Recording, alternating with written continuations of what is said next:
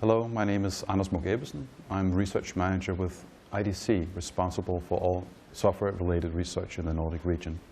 And I have the pleasure today to introduce to you IDC insights on one of the most important factors driving IT growth in the next couple of years, big data.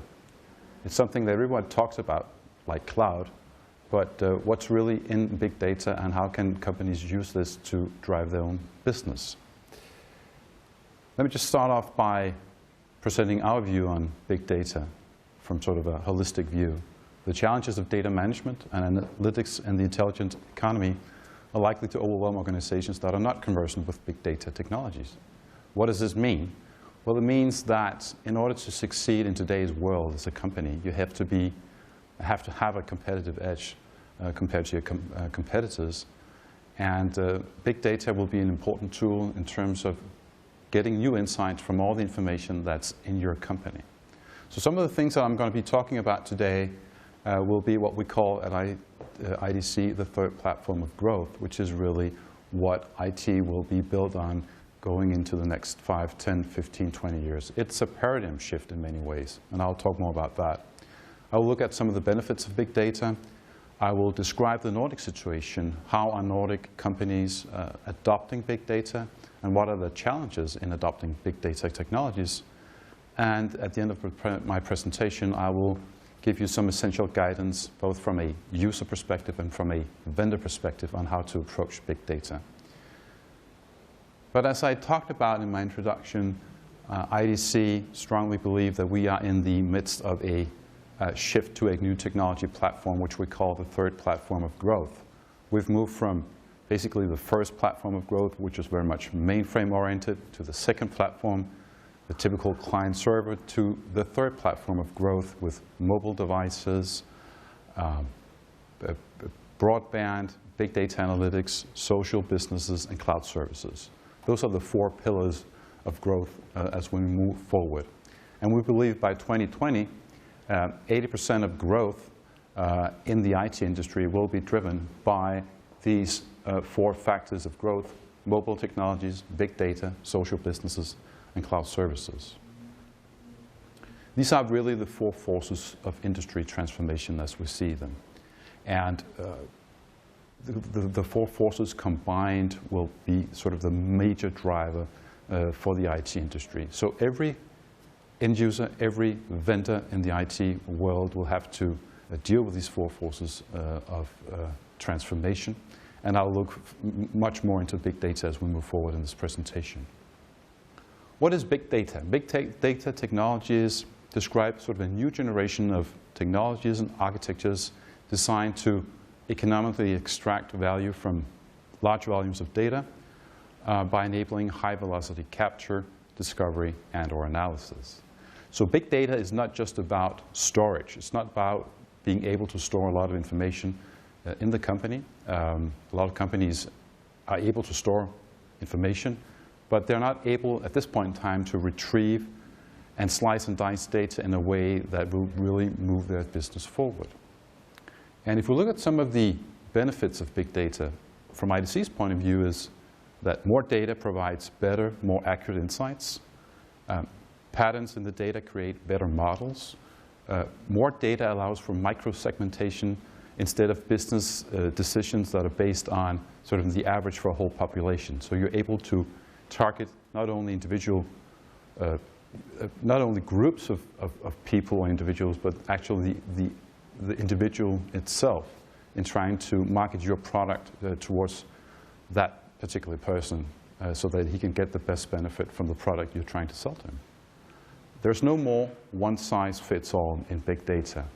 So big data will have to be aligned with your company's IT infrastructure and your company's information flows, so to speak.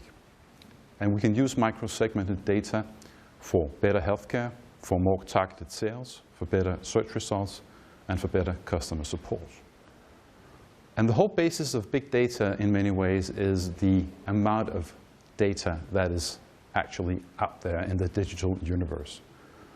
We believe that digital information will grow by a factor of 40-fold and reach 35 zettabytes in 2020. That's a lot of zeros. So that corresponds to 25 quintillion files or records. So it's a huge amount of data, and that feeds into huge amounts of potential for big data. If we look at the market potential, we see that we'll have in 2012 a $4.8 billion worldwide big data market, and we believe that annual growth will be close to 40% from 2012 to 2016. So that's 40% annual growth for each of those years on average.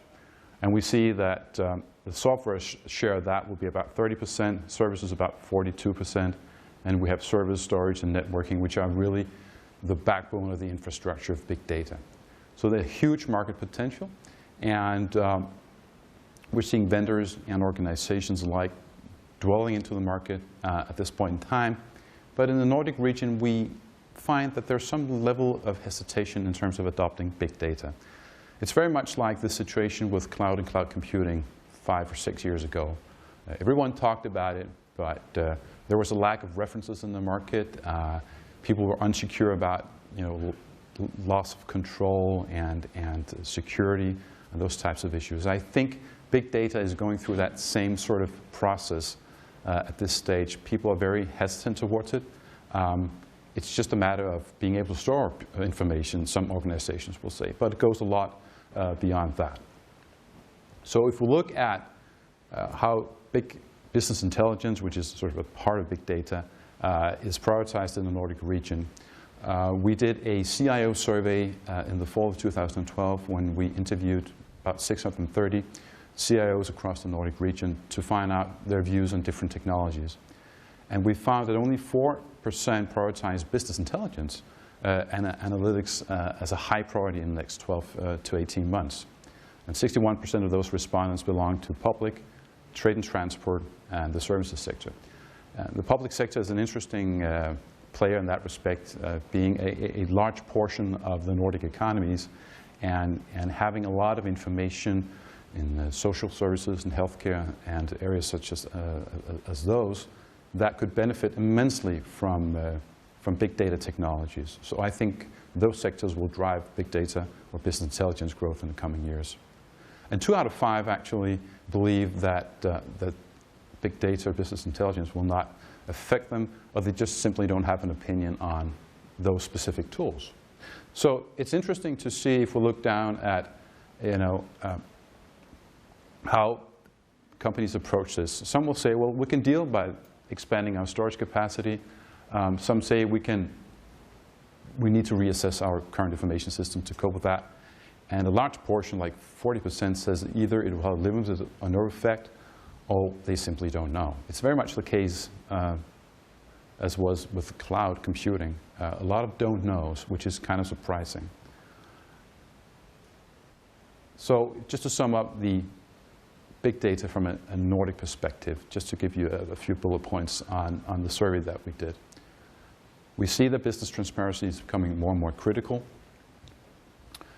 We find that big data technology adoption is most prolific in Denmark and Sweden, with Norway and Finland being a little slightly behind.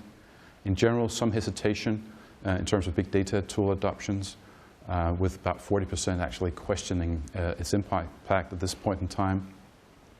More than 1/3 state that the issue of big data can be addressed by expanding the current storage capacity. But that's, as I mentioned earlier, just part of the puzzle. Storage is one key, but you need the software and you need the infrastructure overall to support the use of big data technologies. Finance and services industries, we find, are some of the early adopters of big data, as well as the public sector. The financial services industry, of course, are very much reliant on data and data crunching capabilities. We find that big data adoption is slightly higher among small and medium-sized companies, which is kind of surprising. So what is needed in the market today is education. We need case stories. We need evidence that big data actually works and helps companies improve their business and create value and profit for the individual company. If we look at big data and social media, we find that social media adoption in terms of using big data for that is very limited across the Nordic region, which is kind of surprising. And, as I mentioned earlier, a surprisingly high share of don't knows, given the attention that social media and blogs have received in recent years. So what does that leave us in terms of moving forward? Just a few points on guidance moving forward. Organizations that have begun to embrace big data technologies will in many ways be first movers, and they should have a competitive advantage compared to their competitors because they're able to use that information proactively rather than just simply guessing on what's right. Big data buyers need to formulate a big data strategy that includes evaluation of decision makers' requirements, decision processes, existing technologies, and the availability and quality of data. And big data vendors will have to articulate a value proposition by connecting technology capabilities to business problems, opportunities. And moving on further into what we see moving forward in terms of how to approach the big data market. As I said, adoption higher among medium, large organizations because of a higher complexity of data in these organizations. Vendors will need to break down that knowledge barrier. Many surveys shows that companies are successfully embracing social media, but they're concerned about security issues. So what you need to do is to focus on the value of social media as an attractive marketing tool and adjust your strategies accordingly. And finally, how do we move beyond the hype? Well, focus is on integrating social media with business application to bridge what we call the consumerization gap. Those were my brief inputs on big data. I hope you enjoyed the presentation. Thank you very much.